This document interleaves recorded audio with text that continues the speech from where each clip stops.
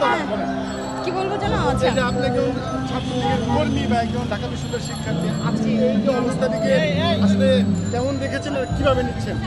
এটা আসলে আমাদের আজকের এইখানের এই অবস্থানের একমাত্র কারণ হচ্ছে আপনার কালকে রাত্রে আপনারা সবাই জানেন যে হচ্ছে আপনার সকল কোঠা আন্দোলনকারী যারা আছেন ওনাদের এতদিন কিন্তু শান্ত সুষ্ঠুভাবেই ওনারা হচ্ছে আন্দোলন করেছিল।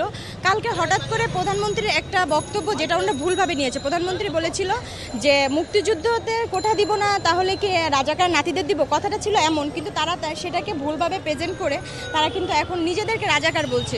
তো যেহেতু তারা রাজাকার বলতেছে বা রাজাকার, তাহলে রাজাকারের ঠাই তো আসলে ভাই বাংলায় হবে না, তো বাংলার মাটিতে রাজাকারের ঠাই হবে না, এই কারণে আমরা আজকে এখানে অবস্থান করেছি। আজকে এই যে একটি সংঘর্ষ হলো, আসলে এই সংঘর্ষের বিষয়গুলো আসলে কেমন অবস্থা তৈরি হলো এখন?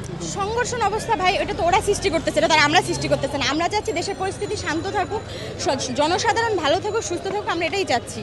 আর তারা যে সংঘর্ষটা সৃষ্টি করতেছে এটা যেন না হয়, এর জন্য আমরা এখানে অবস্থান করতেছি, যেন কোনো প্রকার কোনো অরাজকতা সৃষ্টি না হয়। আপনি তো ঢাকা বিশ্ববিদ্যালয়ের শিক্ষার্থী, সাধারণ আচ্ছা যে কোনো একজন বিশ্ববিদ্যালয়ের শিক্ষার্থী এবং সাধারণ মানুষ আসলে বিষয়টিকে কীভাবে নেবে, আবার কী মেসেজ? এর জন্য তো আসলে এটা সম্পূর্ণ ভোগান্তি হচ্ছে। এই যে লাস্ট কতদিন ধরে কোঠা আন্দোলনে যত আপনার আন্দোলন হচ্ছে, ওদের ব্লক ডে এটা সেটা যেটাই ওরা করতেছে, এটা তো জনসাধারণ আসলেই দুর্ভোগ হচ্ছে, এটা তো আসলে ঠিক না।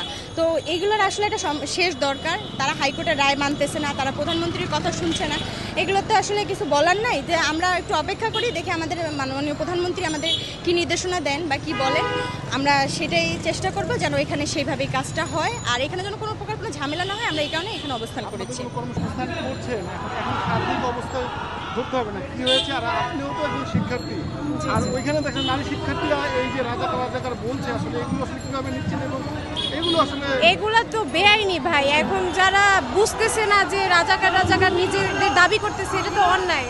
আপনি বলেন যে নিজেকে যারা এত কষ্ট করে মুক্তিযোদ্ধারা যারা এত কষ্ট করে যুদ্ধ করে এই দেশ স্বাধীন করছে, তাদের বিরুদ্ধে গিয়ে তারা হচ্ছে গিয়ে নিজেকে রাজাকার দাবি করতেছে, এটা কি সহনীয় ব্যাপার? আমরা কখনোই এই চারপাশে যে পরিস্থিতি, এটা অসহনীয় যে অবস্থা তৈরি হয়েছে এখন, আমরা কখনোই এই পরিস্থিতি চাই না। আমরা সবসময় চাইছি যে শান্ত থাকুক ব্যাপারটা, শৃঙ্খলামূলক একটা ব্যাপার হোক।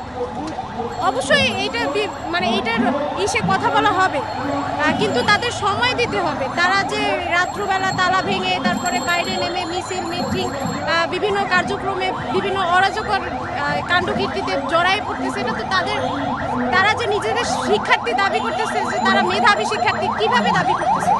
এই নিজেকে রাজাকার পরিচয় দিয়ে কি মেধাবী শিক্ষার্থী দাবি করা যায়? এটা তো তাদের হচ্ছে কি এই ব্যাপারগুলো হচ্ছে ব্যয়বহুল। তারা ঘরে পড়ার টেবিলে বই পড়তে না বসে তারা হচ্ছে গিয়ে রাস্তায় নেমে পড়তেছে, নিজেকে রাজাকার বলে দাবি করতেছে, এটা তো অন্যায় ভাই।